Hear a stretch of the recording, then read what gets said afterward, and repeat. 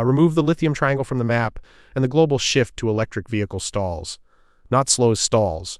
Because right now, 3 countries in South America hold the majority of the world's entire lithium reserves, and there is no ready substitute. The lithium triangle is a high-altitude zone of salt flats straddling the borders of Chile, Argentina, and Bolivia. Beneath those blinding white plains, the Atacama, the Uyuni, the Puna, sit briny underground lakes saturated with lithium. The geology is unusual. Ancient seas evaporated over millions of years, leaving lithium concentrations far higher than anywhere else on Earth. Australia has hard rock lithium ore and mines more volume today. But the triangle holds what Australia cannot match: sheer reserve depth. The brine deposits here are also far cheaper to exploit. No blasting, no crushing, just pumping. The resource that will still be there in 2050 at a cost that makes every other source look expensive. Together, Chile, Argentina, and Bolivia hold roughly 56% of global lithium reserves according to the USGS Mineral Commodity Summaries 2026. That single figure sits at the center of every battery roadmap, every EV factory announcement, every grid storage project. The IEA projects global lithium demand could reach 2.4 million metric tons of lithium carbonate equivalent by 2030, roughly doubling where the world stood in 2025. The triangle is not optional to that story. It is load-bearing. Chile is the most productive of the 3. In 2024, it produced roughly 57,000 metric tons of lithium content, second only to Australia in volume, but drawing from the Atacama Desert Salar de Atacama, the most lithium-dense brine deposit on the planet. 2 companies did all of it: SQM and Albemarle, operating under concessions from Chile's State Development Agency. Then in December 2025, after more than 2 years of negotiation, Chile's comptroller approved a landmark joint venture. Coto, the state copper giant, would hold 50% plus 1 share of a new company called Nova Andino Litio operating alongside SQM until 2060. The Chilean state will capture up to 85% of the operating margin from new production after 2031.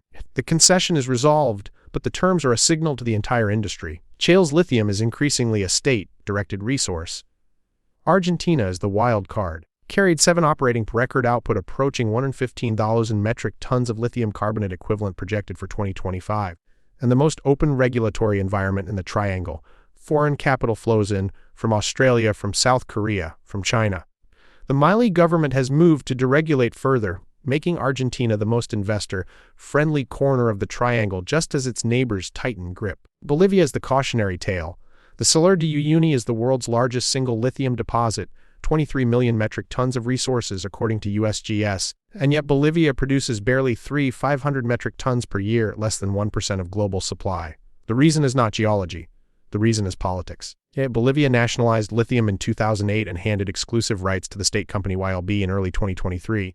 The government signed agreements worth over $2 billion with Chinese consortium CBC, a subsidiary of battery giant KADL, and a Russian partner to install industrial-scale direct lithium extraction plants.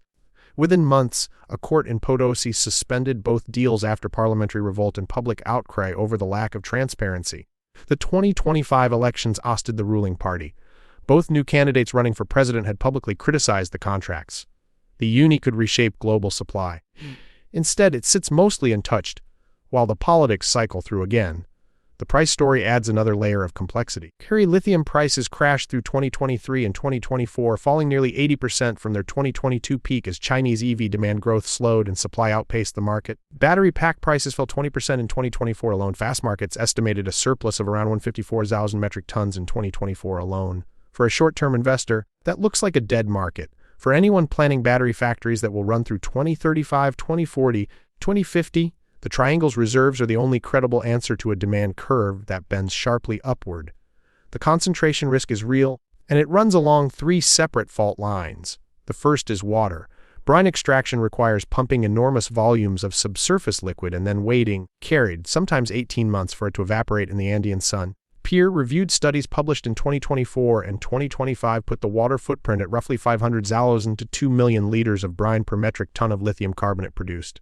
In the Atacama, already one of the driest places on Earth, the expansion of evaporation ponds is measurable from satellite imagery, and it is shrinking the groundwater tables that Atacamino indigenous communities have depended on for generations to herd camelids and grow quinoa at altitude. A UN human rights report from early 2026 found that in none of the active lithium concessions in Chile had free, prior, and informed consent been obtained from affected indigenous communities. Legal challenges are active and multiplying. The second fault line is contract stability. The Chilean deal is approved but under audit. Argentina's political history does not inspire confidence that any regulatory framework is permanent. Bolivia's institutional stagnation may outlast any single administration. The third fault line is China.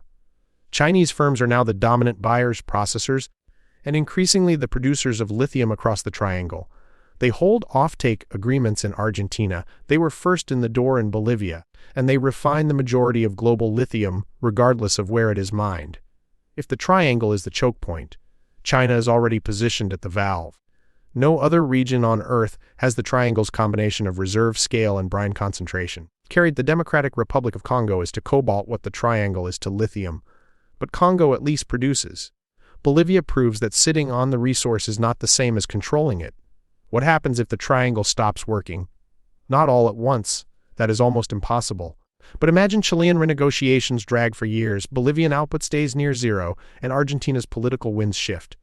In that scenario, the world runs its battery supply chains through Australia and China's hard rock sources, paying a premium, accepting higher production costs, carried and watching EV prices resist the downward trend that was supposed to make clean transport universal.